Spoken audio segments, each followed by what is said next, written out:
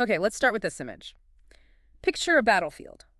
Huge armies, ready to fight, and right in the middle, the warrior Arjuna. But he's not ready, is he? His go is down. Exactly. He's frozen, not really by fear of losing, but something deeper, an inner crisis. It's like he's been thrown into this moment completely. That feeling of thrownness, Geworfenheit, as Heidegger called it. Yeah. You're just there, in the situation. Right, and haven't we all felt that? Suddenly facing something huge, something we didn't choose, maybe didn't feel ready for. Absolutely. And that's what makes the opening of the Bhagavad Gita so powerful. It starts with this very specific scene, Arjuna's dilemma. But it immediately opens up, doesn't it? It becomes about the human condition, our own inner battlefields. It's a crossroads. Not just for him, facing his relatives across the battlefield, but for, well, for you, listening, as you navigate your own life, your own conflicts. And that's what we're doing in this deep dive. We're looking at the Gita not just as, an ancient religious text, but as this incredible piece of philosophy.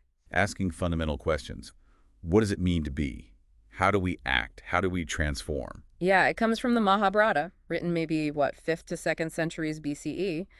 But the ideas feel so current. They really do. So the idea here is to give you a way into these profound concepts, thinking about how you navigate your challenges, your own moments of crisis. Gaining some clarity, maybe, without getting bogged down in, endless commentary. And we're bringing in a couple of other voices to help us explore this. Meister Eckhart, the medieval mystic. And Martin Heidegger, the 20th century philosopher. Seems like an odd pairing at first glance. It might seem that way, but you'll see their ideas actually resonate quite strongly with the Gita's core themes. It's quite surprising, actually. Okay, let's get back to Arjuna. His paralysis. It's more than just nerves, right? He knows these people. He knows his duty as a warrior, yet he just stops. It feels like his whole sense of self, his ego, is resisting the transformation that action, this specific, terrible action, will bring about. It's like he's clinging to who he thinks he is, his roles, his attachments, and the thought of breaking those. It's terrifying. And don't we all do that? Resist change, even necessary change, because it feels like we're losing a part of ourselves? We get stuck. Yeah. We identify so strongly with our job, our family role, our beliefs, and anything that challenges that feels like an existential threat. Exactly. Arjuna sees himself as this noble warrior, a protector of Dharma, a loyal family member. And now his duty seems to demand he violate those very identities. It shatters his framework. Right.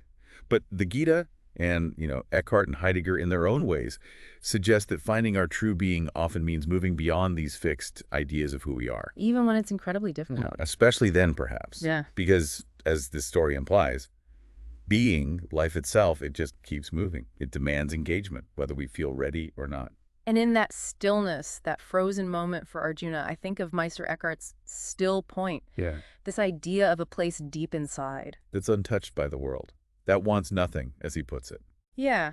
A place beyond desire, beyond fear, almost like the eye of the storm. Is that the kind of inner space Arjuna needs to find? I think that's a great way to put it. Eckhart's still point is like this inner sanctuary. It's pure potential. It's where you find radical clarity because it's free from the ego's noise. The constant wanting this, avoiding that. Precisely. And Krishna's guidance in the Gita, it's essentially trying to lead Arjuna, and through him, us, to recognize that inner stillness. And to act from there. Yes, to act from that place of detachment, not indifference, but freedom. But Krishna's approach isn't exactly gentle reassurance, is it? It feels more like philosophical demolition. Yes, that's one way to put it. He starts by tearing down Arjuna's assumptions about who he is. You are not this body. You are not your thoughts. You are not even your sorrow. Wow.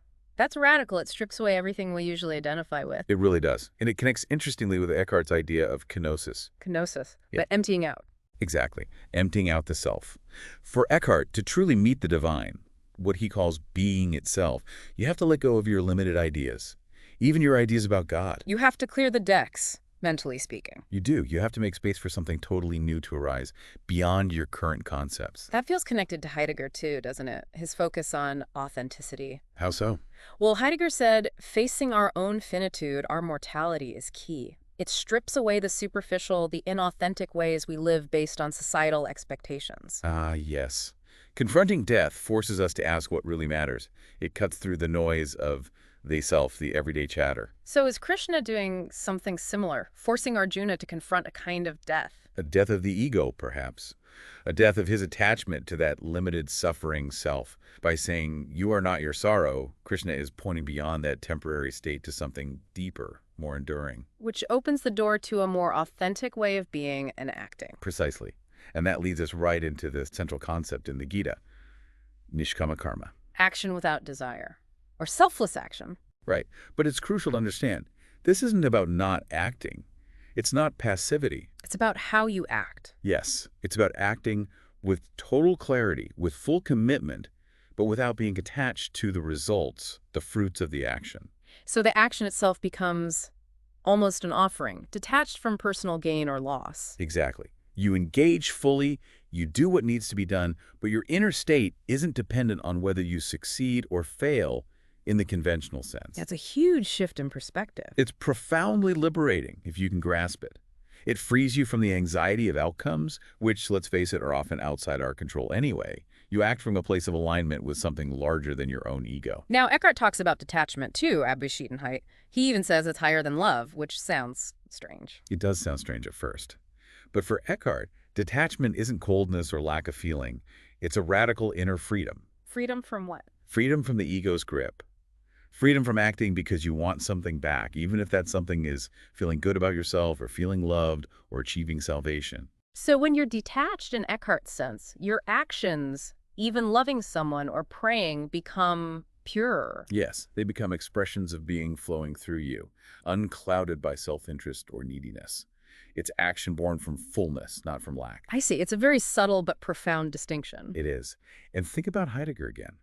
His idea of Dasein, human existence, as the specific place where being itself shows up, where it can be questioned. How does that relate?